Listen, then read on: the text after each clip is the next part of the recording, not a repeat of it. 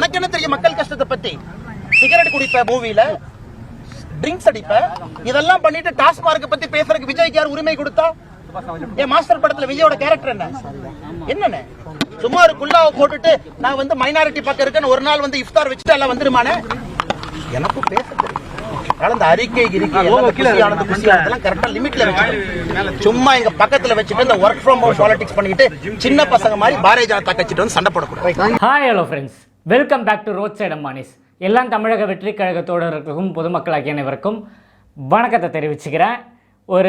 ஒரு வாரமாகவே பார்த்திங்கன்னா எப்போவுமே நம்ம படத்தை பற்றி பேசுவோம், பொலிட்டிக்கல் விஷயத்தை பற்றி பேசுவோம். இப்போல்லாம் ரீசெண்டாக நம்ம வீடியோஸ் எல்லாமே கதறலை பற்றி இருக்குது. நம்ம தலைவர் கொடுக்குற ஒவ்வொரு அடியும் பார்த்திங்கன்னா ஒவ்வொரு கட்சிக்காரங்களுக்கு ஒரு மிகப்பெரிய அடியாக விழுதுன்னு சொல்லலாம். ஸோ 2-3 நாள் பார்த்துருப்பீங்க, திமுக வந்து நம்மக்கிட்ட முட்டி மோதி ஐடிவிங்க நம்ம பசங்க வச்சு செஞ்சுட்டாங்க. அதோட வீடியோ கூட நான் நேற்று போட்டிருந்தேன், நீங்கள் பார்த்துருப்பீங்க. ஸோ சடனாக இன்றைக்கி பார்த்திங்கன்னா வேறு ஒரு டீமுக்கு வயிற்றுச்சலாக இருக்குது. வேறு யாரும் கிடையாது, நம்ம ஆட்டுக்குட்டியை வளர்த்துட்டு இருந்த பிஜேபியை சார்ந்த அண்ணாமலை அவர் பார்த்திங்கன்னா கதற ஆரம்பிச்சிட்டாங்கன்னு சொல்லலாம். எப்போவுமே நடக்கிற விஷயந்தாங்க. நம்ம தலைவர் ஒரு அறிக்கை கொடுத்தாருன்னா உடனே பார்த்திங்கன்னா அங்கே இருக்கிற ஒட்டுமொத்த டீமும் கதற ஆரம்பிச்சிருப்பாங்க. இதுக்கு முன்னாடி அரசியல் வரலாற்றில் இந்த மாதிரி ஒரு விஷயம் நடந்திருக்கான்னு கேட்டிங்கன்னா, இவ்வளோ பெருசாக பூமெல்லாம் ஆனதில்லை, சோஷியல் மீடியாவில் பெருசாக வந்ததில்லை, நியூஸ்லாம் இந்த அளவுக்கு கேரி பண்ணது கூட கிடையாது. ஸோ நம்ம தலைவரோட பவர் என்னன்றதை இதிலே மக்கள் எல்லாம் புரிஞ்சுக்கணும். ஸோ அதை பற்றி தான் இன்றைக்கி பேச வந்திருக்கேன். வாங்க வீடியோக்குள்ளே போகலாம்.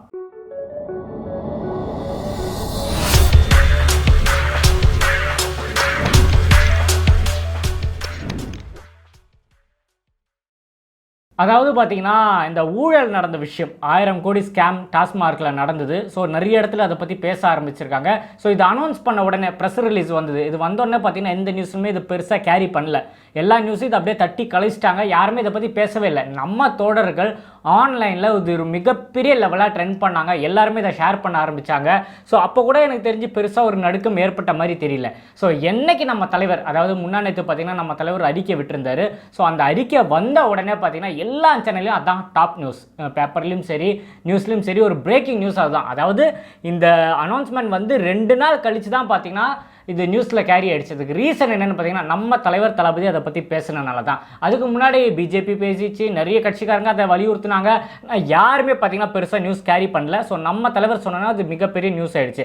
அதுக்கப்புறம் என்ன ஆச்சுன்னு பார்த்தீங்கன்னா பிஜேபி சேர்ந்தவங்க இதுக்கு பார்த்தீங்கன்னா போராட்டம் நடத்த போகிறேன், அதாவது ஒரு அனௌன்ஸ் பண்ணி ஒரு போராட்டம் நடத்த போகிறேன்னு சொல்லியிருந்தாங்க. ஸோ வீட்டிலேருந்து நிறைய பேர்லாம் அரெஸ்ட் பண்ணாங்க, நிறைய இஷ்யூஸ் எல்லாம் ஆகிடுச்சு. அது பார்த்தீங்கன்னா காலையில் ஒரு சின்ன சின்ன சலசலப்பு இருந்தது. இமீடியட்டாக நம்ம கழக பொதுச் செயலாளரான ஆனந்த் சார் பார்த்தீங்கன்னா அவரோட ஒஃபிஷியலான ட்விட்டர் இதில் வந்து ஒரு விஷயம் ஷேர் பண்ணியிருந்தார்.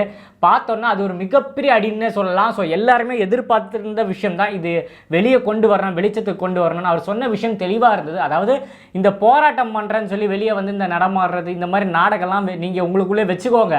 ஸோ அதெல்லாம் மீறி இதுக்கு என்ன கொண்டு வர்றது, இதுக்கான ஆக்ஷன் என்ன எடுக்கணும், அவங்கள அரெஸ்ட் பண்ணுறதுக்கான வேலையோ இல்லை அவங்கள உள்ள தள்ளுறதுக்கு என்ன, இது நடக்குது எல்லாருக்குமே தெரிஞ்சிச்சு, வெட்ட வெளிச்சமாக தெரிஞ்சிச்சு. இதை வந்து நீங்கள் அரசியலாக்கி நான் உங்களை எதிர்க்கிறேன்னு சொல்லி போராடுறலாம் வந்து வேடிக்கையாக இருக்குது.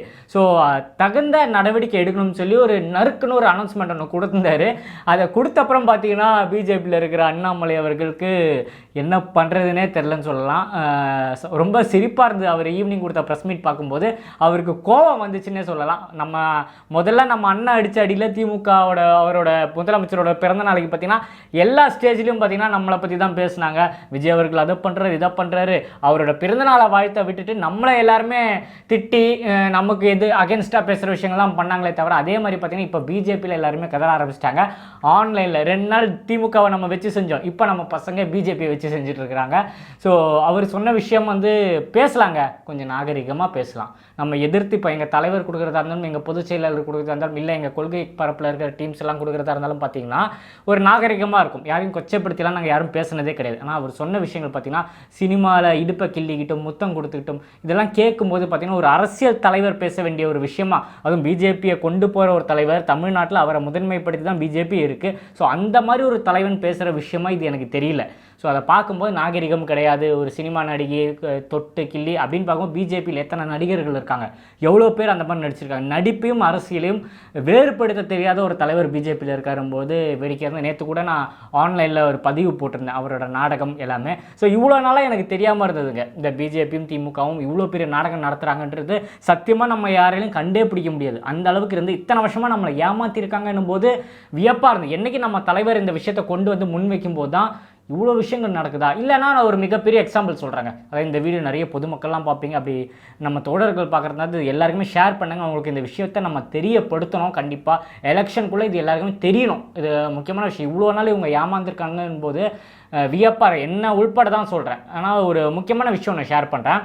தமிழ்நாட்டில் இப்போ நீங்கள் பார்த்துருப்பீங்க, இந்த 1000 கோடி ஸ்கேம் நடந்த விஷயம் நீங்கள் பார்த்துருப்பீங்க.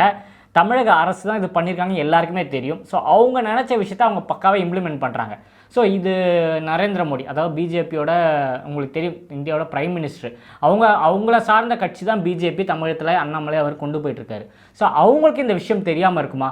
1000 கோடி ஸ்கேம் நடக்கிற விஷயம், இவ்வளோ உளவுத்துறை இருக்குது, இவ்வளோ பிரச்சனைகள் இருக்குது, இத்தனை பேர் நோட் பண்ணிட்டு இருக்காங்க. ஏன் நம்ம தொடங்கிற கட்சி 2 வருஷம் தான் இருக்குது தமிழக வெற்றிக்கிழமை, நம்மளாலே இதை கண்டுபிடிக்க முடியுது, இதை வெளியே கொண்டு வந்து இதை ட்ரெண்ட் பண்ண முடியுதுன்னா பிரைமில் இருக்கிறவங்க நரேந்திர மோடி அவருக்கு இந்த விஷயம் தெரியாமல் இருக்குமா? ஏன் அண்ணாமலை அவர்களுக்கு இந்த விஷயம் முன்னாடி தெரியாமல் இருக்குமா? அப்படி தெரிஞ்சிருந்தால் இதை தடுக்கிறதுக்கு, அவங்கள அரெஸ்ட் பண்ணுறதுக்கு பிரைம் மினிஸ்டர் நினச்சா முடியாதா? எவ்வளோ ஈஸியான விஷயம். பிரைமில் அவர் நம்மளோட, உங்கள் எல்லாருக்குமே தெரியும் நரேந்திர மோடி எவ்வளோ பெரிய இன்ஃப்ளூயன்ஸ் இருக்கிற ஆள். அவர் நினச்சா முடியாத விஷயமா? ஓப்பனாக கேட்குறேன். இந்த வீடியோ பார்க்குற எல்லாருமே மனசை தொட்டு சொல்லுங்கள். அவர் நினச்சா தமிழ்நாட்டில், அதுவும் அதாவது அவ்வளோ ஸ்டேட்டை கண்ட்ரோல் பண்ணுற ஒரு மனிதர் அவர் நினச்சிருந்தா ஒரு தமிழ்நாடு மாதிரி இருக்கிற ஒரு இடத்துல இருக்கிற ஒருத்தர் பண்ணுற ஸ்கேமை ஈஸியாக கண்டுபிடிச்சி அவர் ஜெயிலில் போகிறதுக்கு எவ்வளோ நேரம் ஆகும்? அது அவரால் முடியாதா? ஸோ அப்படி முடியாமல் இருக்குதுன்னா அதுக்கு காரணம் என்ன? இவங்க 2 பேருக்கு இருக்கிற அண்டர் கிரவுண்ட் டீலிங் தான், வேறு ஒன்றுமே இல்லை. இது இவ்வளோ நாள் நமக்கு தெரியாமல் இருந்தது. நம்ம தலைவர் சொன்னப்புறம் பல விஷயம் யோசிக்கிறேன். தமிழகத்தில் நடந்த பல ஊழல்கள், பல விஷயங்களை யோசிக்கும் போது தான் நமக்கு ஒவ்வொரு விஷயம் தெரியுது.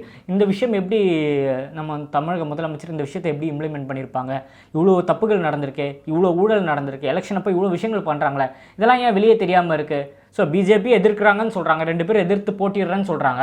ஸோ அப்படி பார்க்கும்போது உளவுத்துறை மூலயமா இந்த நியூஸ் ஈஸியாக போயிருக்கும். ஏன் நம்ம தலைவர் தளபதிக்கு வைப்பிரிவு கொடுக்கறதுக்கு சென்ட்ரல்லேருந்து ஆள் வராங்க. இவ்வளோ விஷயம் அவங்களுக்கு தெரியுது, இவருக்கு பாதுகாப்பு வேணும், அதனால் கொடுக்கணும்னு தெரிஞ்ச இந்த அரசுக்கு, இந்த சென்ட்ரலுக்கு, ஏன் இவங்க நம்ம உள்ளே நடக்கிற தமிழகத்தில் நம்ம சிஎம் சொல்லி இவர் நடத்துகிற ஊழல்லாம் தெரியாமையாக இருக்கும்?